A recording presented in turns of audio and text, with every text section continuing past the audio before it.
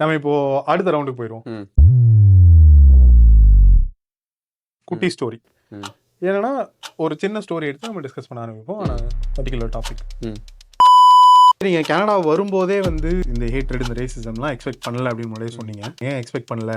இல்லை முன்னாடியே உங்களுக்கு கனடா பற்றி தெரியுமா? இல்லை யாராவது ஃப்ரெண்ட்ஸ் சொல்லியிருக்காங்களா? ஹேட்ரட்லாம் நடக்குது இல்லையா? இது எப்படி உங்களை பர்சனலாக அஃபெக்ட் பண்ணுது? ஸோ நான் ஏன் எக்ஸ்பெக்ட் பண்ணல அப்படின்னா, ஃப்ரெண்ட்ஸ் எல்லாம் யாரும் கிடையாது. ஸோ வீடியோவில் பார்க்குறது தான். ஸோ யூடியூப், இன்ஸ்டாகிராம்னு பார்த்து எல்லாருமே என்ன சொன்னாங்கன்னா, கனடா வந்துட்டு அப்படியே ஒரு இங்கே இருக்கிறவங்க எல்லாருமே கைண்டு, லைக் அதான் பேசினாலே சத்தம் வராது, சுண்டி விட்டா ரத்தம் வரும், பொத்தி வச்ச மல்லிகை முட்டுன்னெலாம் சொன்னாங்க.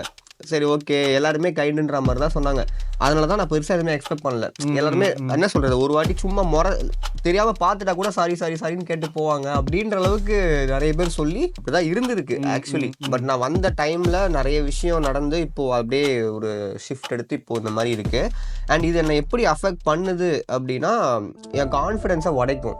ஃபார் எக்ஸாம்பிள், நான் வந்துட்டு இன்ட்ரோவர்ட்லாம் கிடையாது. நான் நல்லா பேசுவேன், நான் எல்லாத்தையும் பேசுவேன், நான் ஸ்டேஜ்லேயுமே பேசியிருக்கேன், எனக்கு ரொம்ப பிடிக்கும். பட் இங்கே வந்துட்டு இந்த மாதிரி ஸ்டீரியோ டைப்பிங் பண்ணுறதுனால ஒருவேளை இவங்கிட்ட நான் போயிட்டு ஒன்று கேட்குறேன் அப்படின்னா, நானும் இவன் நினைக்கிற இவன் வெறுக்கிற ஒருத்தன் தான் அப்படின்ட்டு அவன் அந்த முடிவோடையே என்னை பார்ப்பானோ அப்படின்ற ஒரு விஷயத்தினால எனக்கு அவங்க கூட போய் பேசவே எனக்கு இன்செக்யூராக இருக்கும். கான்ஃபிடென்ஸ் இல்லாமல், பயம் இல்லை, இன்செக்யூராக இருக்கும். ஒரு மாதிரி எனக்கு தயக்கமாக இருக்கும். பொதுவாகவே ஒரு 5 வெள்ளைக்காரங்க இருக்காங்கன்னா, நான் இந்தியாவில் அப்படி கிடையாது. நான் அந்த மைண்ட் செட்லேயே கிடையாது. நான்லாம் வந்துட்டு நான் யாருன்னு காட்டுவேன்ற வைப்பில் தான் இருப்பேன். இப்போ அது எப்படி ஆயிடுச்சுன்னா, ஒரு 5 வெள்ளைக்காரங்கிறதுனால என் வாய்ஸ் அப்படியே டவுன் ஆயிரும். நான் அப்படியே யாரையுமே பார்க்காம என் வேலையை பார்த்துட்டு இருக்கிற மாதிரி தான் இருப்பேன். ஏன்னா அவங்க கண்ணை கூட நல்லா பார்க்க முடியாது. அவ்வளோ இன்செக்யூரிட்டி தரும். இன்செக்யூரிட்டின்றதை விட அவங்க நம்மளை வந்து ஜட்ஜ் பண்ணிடுவாங்களோன்ற ஒரு பயம். Every individual is different. அந்த நான் முன்னாடியே சொன்ன மாதிரி தான், ஆல் ஃபிங்கர்ஸ் இந்த ஹேண்ட் ஆர் நாட் சேம். எல்லா இன்டர்நேஷனல் ஸ்டூடெண்ட்ஸ் மேலேயும் ஹேட்ரட் அதிகமாக இருக்குதுன்னு தான் நம்ம பார்க்குறோம். அதுக்கு என்ன காரணம்னு நினைக்கிறீங்க? ஸோ பொதுவாக இந்த இன்டர்நேஷ்னல் ஸ்டூடெண்ட்ஸ் மேலே ஏன் இருக்குன்னா, ஆப்வியஸ்லி அது ஒன்று தான் இங்கே உள்ளே வரதுக்கான ஈஸியஸ்ட் பாத். ஸோ இங்கே எல்லாருமே வந்து இந்த கண்ட்ரியில் செட்டில் ஆகணுன்றதுக்கான யூஸ் பண்ணுற ஒரு டூல்ன்றது ஸ்டடி வீசா. இன்டர்நேஷ்னல் ஸ்டூடெண்ட்டுன்ற ஒரு கெட்டப்பு தான். அந்த கெட்டப்பில் எல்லாருமே வராங்க. நிறைய பேர் படிக்கிறது கிடையாது. நிறைய பேர் வந்துட்டு படிக்கணுன்ற ரீசனுக்காக வராமல் இன்டர்நேஷ்னல் ஸ்டூடெண்ட்டாக வந்து ஒருத்தவங்க ஒரு வைப்பில் இருக்கானுங்க. ஸோ அந்த மாதிரி ஆளுங்க நிறைய இருக்கிறதுனால தான், அவங்க ஸ்டூடெண்ட்டாக இருக்கிறதுனால தான் ஸ்டூடெண்ட் மேலே அந்த வெறுப்பு வருது. எல்லாருக்குமே வெளிப்படையாக தெரியுது, இவன் படிக்க தான் வந்திருக்கான், இவன் படிக்காமல் இந்த வேலையெல்லாம் பார்த்துக்கிட்டு இருக்கான்றதுனால படிக்கிறவன் மேலேயும் படிக்க வந்தவன் மேலேயும் உங்களுக்கு வெறுப்பாகுது. வித்தியாசம் இல்லாமல் எல்லாரையும் ஒட்டுமொத்தமாக எதிர்க்கிறாங்க. ஆமாம், வார்டன்னாலே நாங்கள் அடிப்போன்ற வைபிள் அவனுங்க இறங்கிடுறானுங்க. தெரிஞ்சு ரீசெண்டாக இந்த இன்டர்நேஷ்னல் ஸ்டூடெண்ட்ஸ் மேலன்ட்டு இருக்கிற வன்மம் அதிகமாகிறதுக்கு காரணம் இந்த மாதிரி ஃபேக் ஸ்டூடெண்ட்ஸ்ன்னு நினைக்கிறேன். நீங்கள் ஒட்டுமொத்தமாக வந்து உங்களோட எண்ணம் என்னன்னா, ஃபேக் ஸ்டூடெண்ட்ஸ்னால தான் இது நடக்குதுன்றீங்க. ஸோ என்னோட கடைசி கொஸ்டினே அதை பேஸ் பண்ணி தான், யாரெல்லாம் இந்த ஃபேக் ஸ்டூடெண்ட்ஸ்ன்னு நீங்கள் நினைக்கிறீங்க? இல்லை, ஆக்சுவலி ஸ்டூடெண்ட்ஸ் அப்படின்னா படிக்க வரவங்க, படித்து ஸ்கில்ஸை டெவலப் பண்ணி வேலை எடுக்கணும், ஃபேமிலியை செட்டில் பண்ணணும், ஒரு பெரிய லெவலுக்கு போகணுன்ட்டு உண்மையிலே ஜென்யூனாக படிக்க வரவங்க ஸ்டூடெண்ட்ஸ்.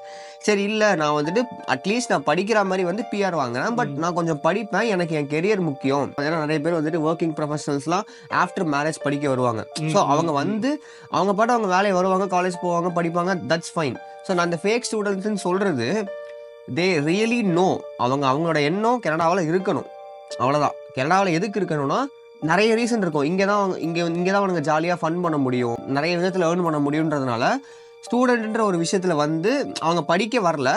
பட் படிக்கிறவங்களுக்கு அவங்களால பிரச்சனை. ஃபார் எக்ஸாம்பிள், என்னோட ஃபர்ஸ்ட் கோர்ஸ் இப்போ இல்லை, யார்க் யூனிவர்சிட்டியில் மொத்தமாக ஒரு 75 பேர் கிளாஸில், அதில் 60 பேர் இண்டியன்ஸ் தான். 60 கூட இல்லைண்ணா, 65 பேர் இண்டியன்ஸ் தான்ண்ணா. அந்த 65 பேரில் ஒரு ஒரு 10-15 பேர் தான் கிளாஸுக்கே வருவோம். நானும் அதில் ஒருத்தன். பேலன்ஸ் ஒரு 50-55 பேர் வந்துட்டு வரவே மாட்டாங்க. அவங்க எங்கேயா போய் ஒர்க் பண்ணிட்டு இருப்பாங்க. சரி, ஓகே, அவங்களுக்கு ஃபினான்ஷியலி கஷ்டம், ஒர்க் பண்ணுறாங்கன்னா that's totally fine. Full day work பண்ணி அவங்களோட ஸ்டேட்டஸ்லாம் பார்த்தீங்கன்னா காலையே என்னென்னமோ பண்ணி இருப்பானுங்க. ஒருத்தன் ஓப்பனாக ஸ்டேட்டஸ் போடுறான், ஒருத்தனுங்க வந்துட்டு ஒரு 15 பேர் வந்துட்டு ரோடை பிளாக் பண்ணி ஆடிக்கிட்டு இருக்கானுங்க. என் கூட இருக்கிறவனுங்க, கிளாஸில் என் கூட இப்போ உட்காந்துருக்கவனுங்க, அதெல்லாம் பார்க்கும்போது வந்துட்டு நம்ம வந்துட்டு தேவையில்லாமல் இங்கே வந்துட்டோமோ, நம்ம உண்மையிலே கஷ்டப்பட்டு நம்ம பெரிய பெரிய இதோடலாம் வந்துட்டோம் போல், இந்த ஊரெலாம் வந்து சும்மா வந்து ஃபன் பண்ணுறதுக்காக தான் வந்திருக்கணும் நம்ம அப்படின்ட்டு என்னோட மோட்டிவேஷனை அது டோட்டலாக ஸ்பாயில் பண்ணும். ஸோ அவங்க தான் என்னை பொறுத்த வரைக்கும் ஃபேக் ஸ்டூடெண்ட்ஸ். அண்ட் அந்த மாதிரி ஆளுங்க அதிகமாகிறதுனால தான் பொதுவாக எல்லா ஸ்டூடெண்ட்ஸுக்கும் இந்த ஒரு ஹேட்டட் வருதுன்னு நான் நினைக்கிறேன்.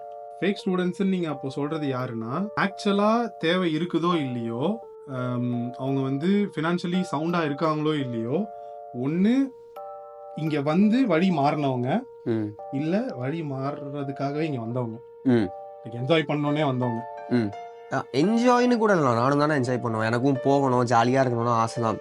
பட் நான் சொல்கிறது வந்துட்டு அதுக்குன்னு ஒரு லிமிட் இருக்குல்ல. இப்போ இங்கே வந்து நிறைய பேரோட மிங்கிள் ஆகணும், நிறைய விஷயம் கற்றுக்கணும், அந்த எண்ணம்லாம் கிடையாது. அவங்களுக்கே ஒரு சர்க்கிள் இருக்கும், அந்த சர்க்கிளே அவங்களுக்கு போதும்.